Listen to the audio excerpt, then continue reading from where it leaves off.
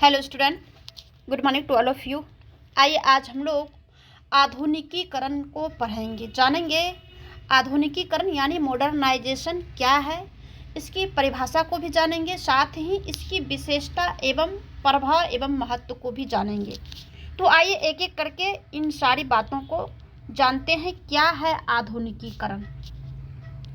आधुनिकीकरण या आधुनिकता, मॉडर्नाइजेशन, इसका अभिप्राय होता है कि जीवन के लगभग सभी क्षेत्र में समकालीन को यानी जो जिस समय हम हैं उस समय परंपरागत से अलग समझना, यानी जो शुरू से परंपरा जो चली आ रही है उससे हम अपने जीवन के क्षेत्र में कुछ अलग तरीका को हम जो समझते हैं उसी को आधुनिकीकरण कहते हैं। समाज के अंतिम से अंतिम मूल्यों के अनुसार रहने वाली वस्तु को आधुनिक कहते हैं। उस वस्तु के इस प्रकार के रहने के गुण या स्थिति को हम आधुनिकता कहते हैं। आधुनिकीकरण की प्रक्रिया वैज्ञानिक ज्ञान के विस्तार का सूचक है, यानी आधुनिकीकरण वही है, उस प्रक्रिया को कहते हैं जो कि विज्ञान जो है जिस ज्ञान का विस्तार किया है, जो कहा जाता है कि परंपरागत जो क्षेत्र है, परंपरागत कोई भी है, नियम है, कानून है, रहन सहन है, सभ्यता संस्कृति, उससे कुछ अलग, यानी विज्ञान जो अपने ज्ञान का जो विस्तार किया है उस विस्तार को जो है आधुनिकीकरण या आधुनिकता कहते हैं। तो यही है विज्ञान आधुनिकीकरण का अर्थ। आधुनिकीकरण के अर्थ को विस्तार से जानने के लिए हम कह सकते हैं कि आधुनिकीकरण सामाजिक परिवर्तन की एक प्रक्रिया है। जाहिर सी बात है कि आधुनिकीकरण हम क्यों कहते हैं, कैसे कहते हैं?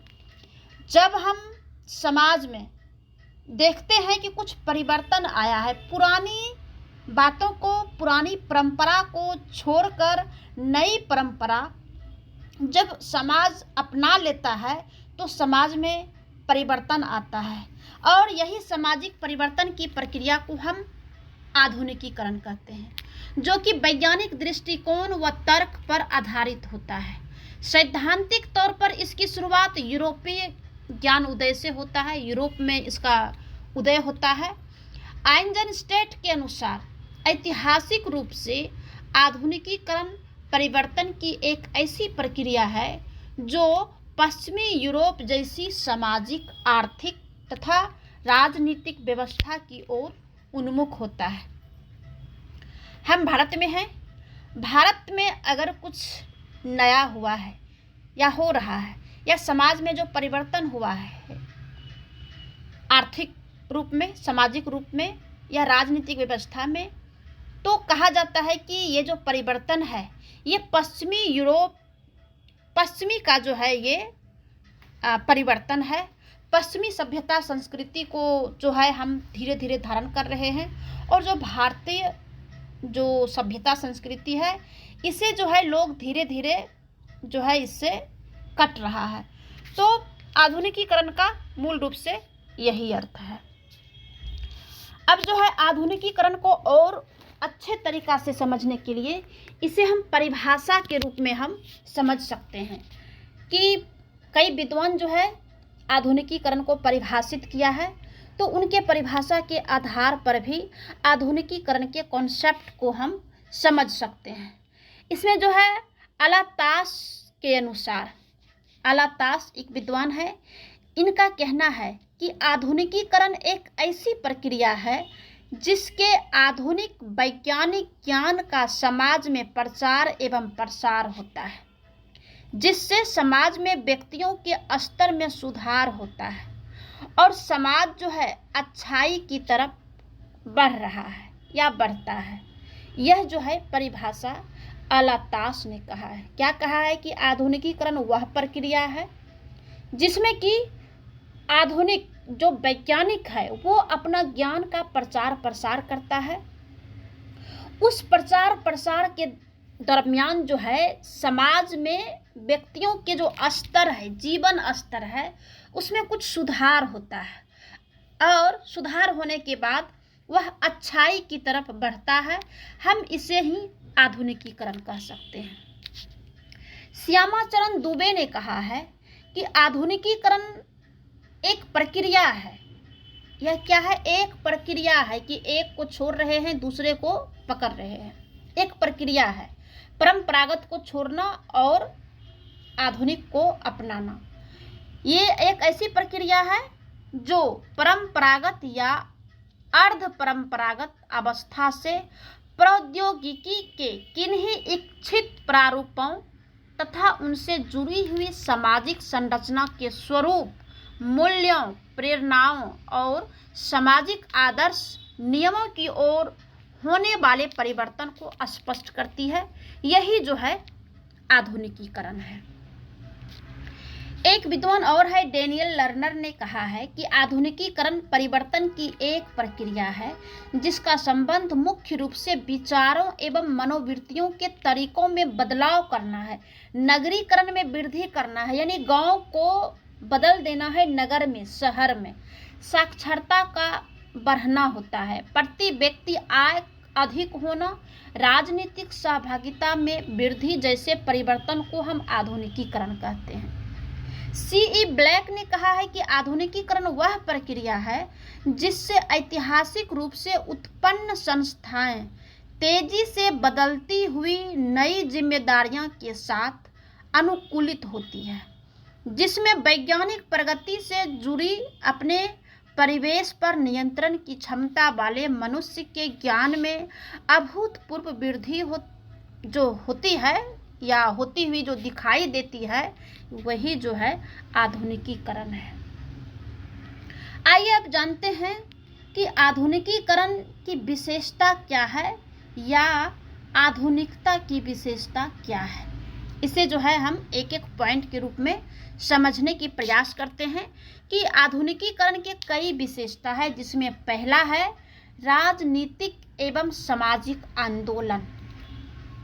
ये जो आधुनिकीकरण का जो स्वरूप है या परिणाम का जो स्वरूप है, ये नवीन सामाजिक, राजनीतिक एवं आर्थिक प्रतिमान स्थापित किए हैं। इन नवीन प्रतिमानों की स्थापना के लिए कई प्रकार के आंदोलन हुए हैं और इसीलिए आधुनिक या आधुनिकता की ओर उन्मुख समाजों में ऐसे आंदोलनों का प्रभुत्व रहता है। यही जो है इसकी पहली विशेषता है। इसकी दूसरी विशेषता है शिक्षा में व्यापकता, यानी जो शिक्षा के मामले में जो संकीर्ण सोच विचार जो था, उस संकीर्ण को व्यापक किया है। आधुनिकीकरण की प्रक्रिया प्रबल होने के साथ साथ शिक्षा का प्रचार प्रसार भी हुआ है। आधुनिकता का एक लक्षण शिक्षित होना भी है। आधुनिक कहलाने वाले समाज और राष्ट्र अपने समाज के प्रत्येक व्यक्ति को शिक्षित बनाना चाहते हैं। यही जो है इसकी विशेषता है। तीसरी विशेषता जो है नगरीकरण है। आधुनिकीकरण के लक्षणों में नगरीकरण प्रमुख है। आधुनिकीकरण की प्रक्रिया के प्रबल होने के साथ साथ नगरों की संख्या में वृद्धि हुई है, क्योंकि पुराने ज़माने में या फिर परंपरागत जो कहा जाता है कि ये पौराणिक काल है, पौराणिक बातें हैं, पौराणिक ये आचार विचार है, तो उसमें क्या कुछ है कि जो पहले गांव थे, ज़्यादातर ही गांव ही थे, लेकिन धीरे धीरे क्या हुआ है कि गांव जो है धीरे धीरे नगर में बदलती जा रही है और नगरों की संख्या में वृद्धि हो रही है। तो नगरों के आकार एवं जटिलता में भी वृद्धि हुई है।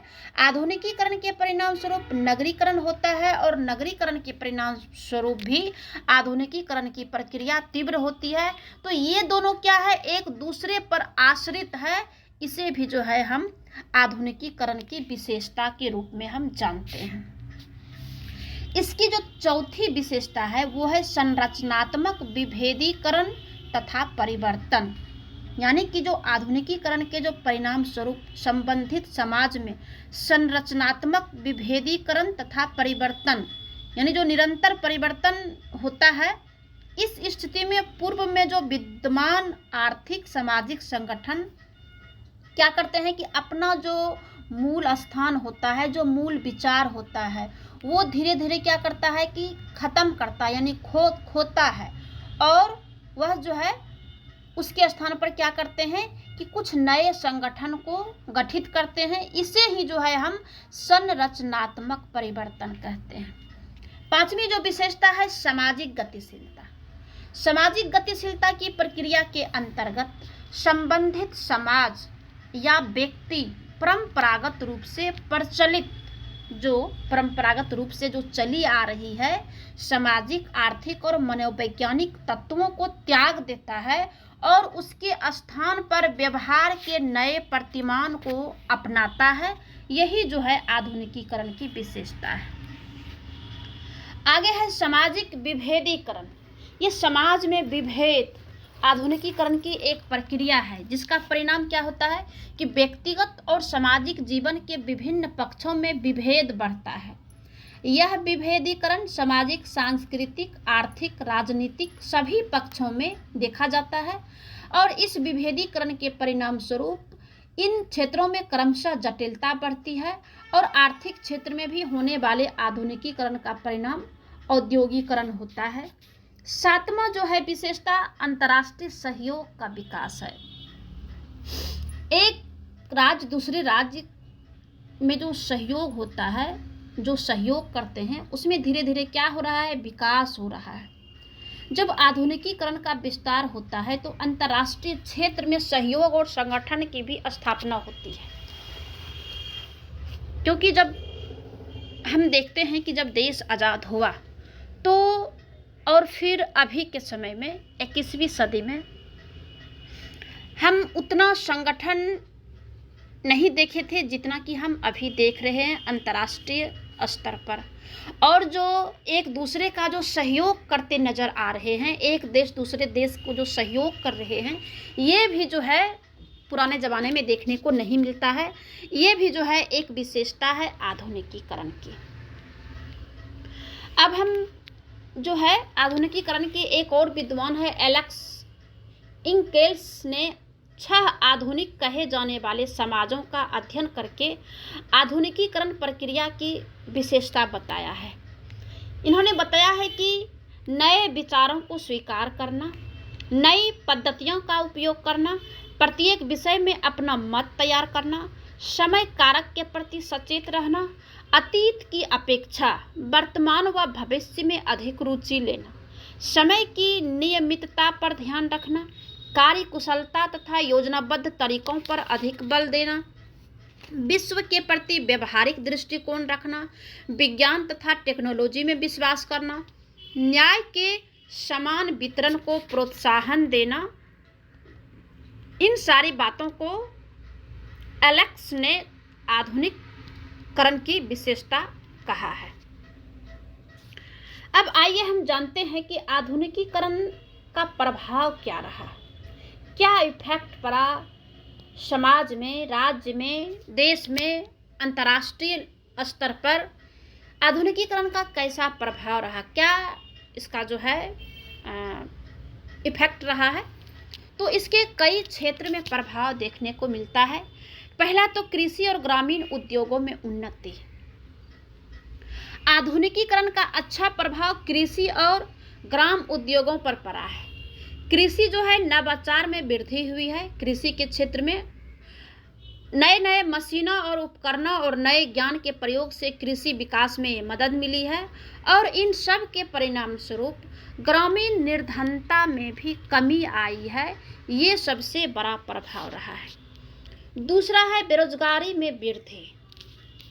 लोग जो है बेरोजगार हुए हैं। क्यों बेरोजगार हुए हैं कि आप ये शुरुआत में क्या था कि इतना जो है जंत्र नहीं था, मशीनरी जो काम अभी मशीन से होता है वो सारा काम लोगों के द्वारा होता था, तो लोग जो है लोगों को रोजगार मिलती थी। अभी क्या है कि कोई भी काम 100 लोग अगर करते हैं तो वही काम को मशीन 1 या 2 मशीन जो है करके रख देते हैं। तो इससे क्या हुआ है कि बेरोजगारी में वृद्धि हुई है। तो क्या हुआ कि मशीनीकरण के कारण श्रमिकों को रोजगार नहीं मिल रहा है, क्योंकि मशीनों के कारण श्रमिकों की कम आवश्यकता होती है। आगे जो है बाह्य संपर्क है, बाहरी संपर्क। आधुनिकीकरण के कारण नए ज्ञान में वृद्धि हुई है और तार्किक दृष्टिकोण भी बढ़ा है। संचार के साधनों में वृद्धि, समूची दुनिया से संपर्क सरल हो गया है, जिससे सांस्कृतिक परिवर्तन की गति बढ़ी है। ये जो है प्रभाव पड़ा है आधुनिकीकरण से। आगे जो प्रभाव पड़ा है, औपचारिकता में वृद्धि हुई है। औपचारिकता में, फॉर्मल में आधुनिकीकरण से जो है औपचारिक संबंधों में वृद्धि हुई है। औपचारिक संबंधों के कारण घनिष्ठ संबंधों का अभाव बढ़ता जा रहा है।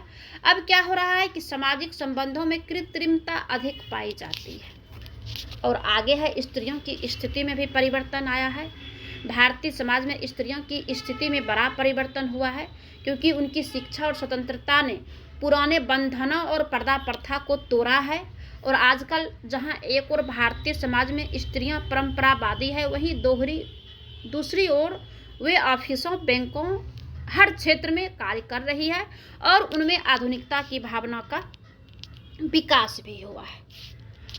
आगे जो प्रभाव पड़ा है, पश्चिमीकरण यानी वेस्टर्नाइजेशन का प्रभाव पड़ा है। आधुनिकीकरण के कारण भारत में वेस्टर्न यानी पश्चिमीकरण तेजी से हुआ है। भारत में सामाजिक, आर्थिक, सांस्कृतिक, शिक्षा, इन सभी क्षेत्रों में पश्चिमीकरण के प्रभाव को देखा जा रहा है। सभ्यता, संस्कृति में भी बहुत ज़्यादा मात्रा में देखने को मिला है। और आगे है, नगरीकरण पर भी प्रभाव पड़ा है कि भारत में नगरीकरण तेजी से हो रहा है। नगरीकरण की इस प्रक्रिया से ग्रामीण जीवन प्रभावित हुआ है। ग्रामवासी अपनी आवश्यकताओं की पूर्ति हेतु नगरों में जाने लगे हैं। नगरीकरण से भीड़भाड़, अपराध, गंदी बस्तियां का भी जन्म हो रहा है। और ये सभी प्रवृत्तियां जो है आधुनिकता के कारण ही हुआ है। आगे जो प्रभाव पड़ा है, वैवाहिक संस्थाओं में भी पड़ा है। भारतीय समाज में अब विवाह में पुरानी परंपराएं समाप्त हो रही है तथा जीवन साथी के चुनाव में अधिक स्वतंत्रता देखने को मिला है। विधवा जो है पुनर्विवाह होने लगा है और नगरों में बाल विवाह की संख्या घटती जा रही है। आगे है, धार्मिक पुनरुत्थान एवं सुधार। आधुनिकीकरण के इस क्रम में हिंदू धर्म के पुनरुत्थान एवं सुधार के प्रयासों में को भी सम्मिलित किया है।